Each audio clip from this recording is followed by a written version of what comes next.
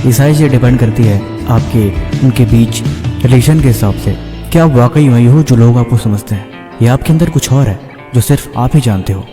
उनका परसेप्शन आपके लिए उनके हिसाब से है, लेकिन हकीकत क्या है? आप एक बहुत ही भोले भाले, मेहनती या समझदार, आप जो इंसान हो वो आप उससे बेहतर तरीके से जानते हो। फिर भला दूसरे के सोचने से क्या फ़र्क पड़ता है? जिससे आपने गुस्से में बात करी वो आपको गुस्से वाला समझ रहा है, जिससे आपने आप बड़ी बड़ी पढ़ाई वाली बातें करी वो आपको ज्ञानी समझ रहा है, या फिर जिसको आपने जैसा दिखाया उसने आपको वैसा समझ रखा है। लेकिन हकीकत ये है कि आप सबकी सोच के हिसाब से अलग अलग मूड वाले भी हो सकते हो। दुनिया आपको वैसे ही जज करती है आप जैसा इमेज बनाते हो।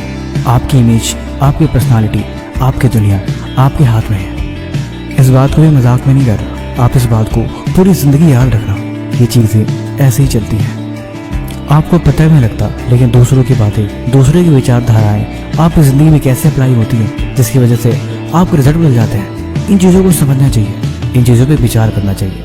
जब आप विचार करोगे तब आप हकीकत को समझोगे कि सबकी बातें, सबकी सलाह, सबका ओपिनियन सब अलग अलग है, लेकिन रियलिटी में से डिसीजन लेना और अपने हिसाब से सही चुनना ये आपकी समझदारी पर डिपेंड करता है। इसीलिए कहता हूँ किसी भी बात को सुनो नहीं, उसे समझो।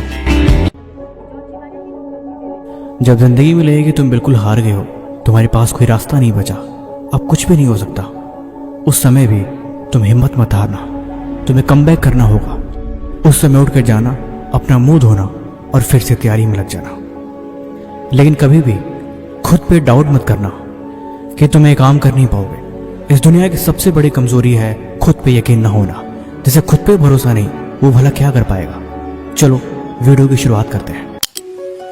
थिंक एंड ग्रो रिच के ऑथर नेपोलियन हिल अपनी किताब में लिखते हैं, एक सैनिक युद्ध करने जब गया तो नदी के उस पार उसे युद्ध करना था। उसने सैनिकों को बोला,